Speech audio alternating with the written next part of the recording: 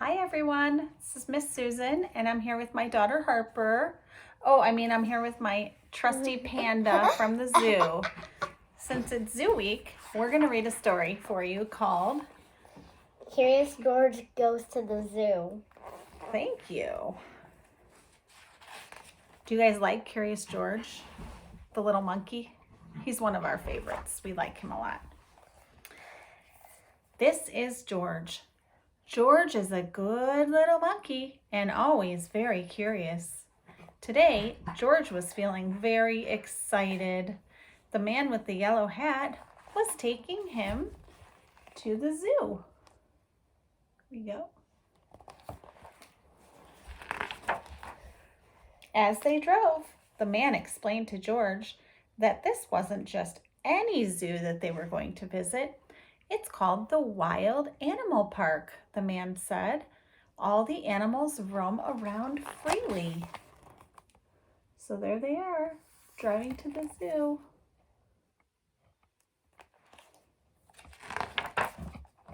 When they arrived, George saw a huge banner.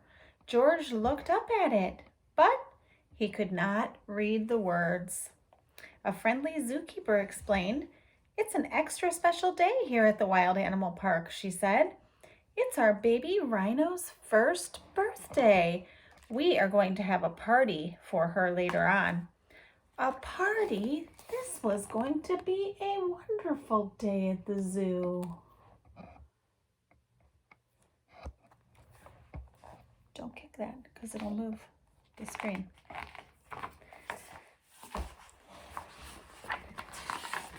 George tried to walk into the park where the animals were, but the zookeeper stopped him.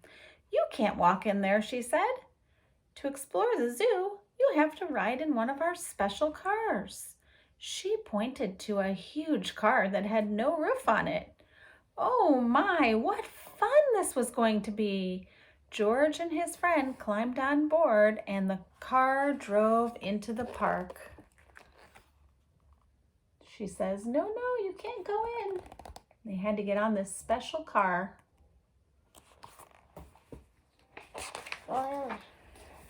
Soon, they were in the midst of the Wild Animal Park. "Look over there," said the zookeeper. "There's our pride of lions. We have a large family here." George pointed in the other direction. "Yes, George," said the zookeeper, "I see the giraffes too. Their tall necks help them eat leaves from the treetops. And there are 2 ostriches running this way." George was so happy to be seeing so many amazing animals. Wow.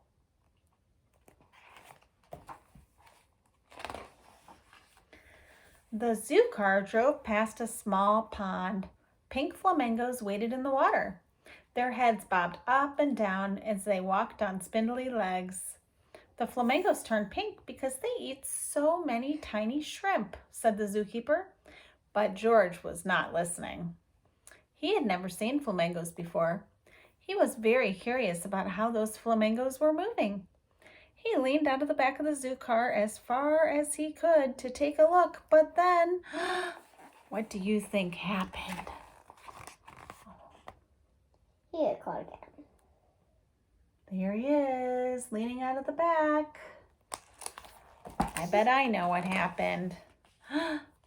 First, George lost his balance.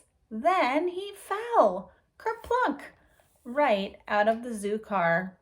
His friend hadn't noticed that he had fallen. George ran as quickly as a little monkey could toward the pond. The flamingos bobbed their heads and lifted their feet one at a time. It looked like they were dancing, so George danced with them. Suddenly, the water in the pond started to move. Then a hippo popped its head out from under the water. What a surprise! George stopped dancing to take a look. The hippo opened its huge mouth as if it were yawning. George opened his mouth wide too. It was fun to act like a hippo. There he is, dancing with the flamingos. Hippo! And the hippo. Just then, George noticed that something was rustling in the reeds near the pond. George was curious. He wanted to see what was in there.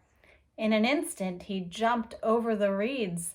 He poked his nose inside and saw a baby rhino. The tiny rhino was cute, but she looked sad and lonely.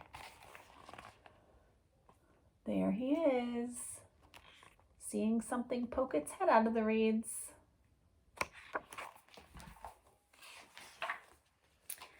He jumped and bobbed his head as he danced his feet up and down.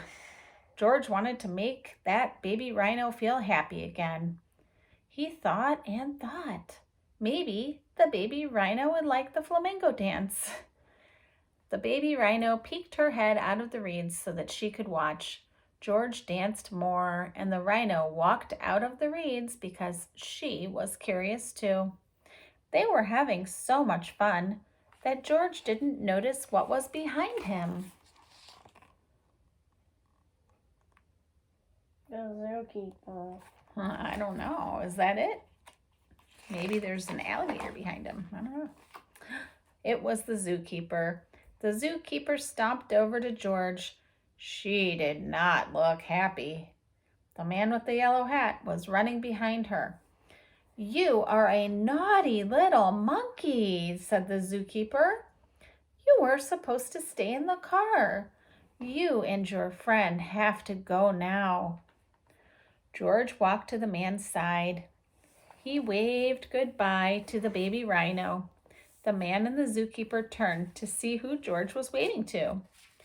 "The baby rhino. Why, we've been looking for her all day," said the zookeeper. "She got separated from her mother."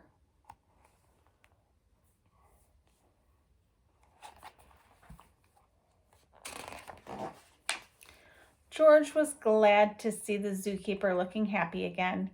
He and the man started walking toward the exit. The zookeeper ran to stop them. "Thank you for finding our baby rhino," George said, "and just in time for her birthday party. Will you please join us for some cake?" George jumped with glee. He had forgotten about the party, and he did love cake. The man and George followed the zookeeper and the baby rhino back to zoo headquarters. The rhino's mother was waiting for her there.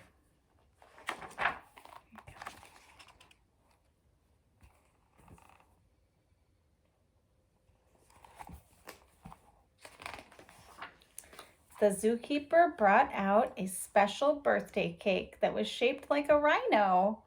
George had never seen a cake like that before. "You can have the first piece, George," said the zookeeper. "I also have a special treat just for you." She placed a bunch of bananas in front of him. George was very happy to have a tasty banana, but he saved room for cake too. And that's the end of our story about Curious George and how he went to the zoo. So my panda and I are going to say goodbye, and hopefully we'll see you soon with another story. Okay, have a good afternoon. Bye-bye.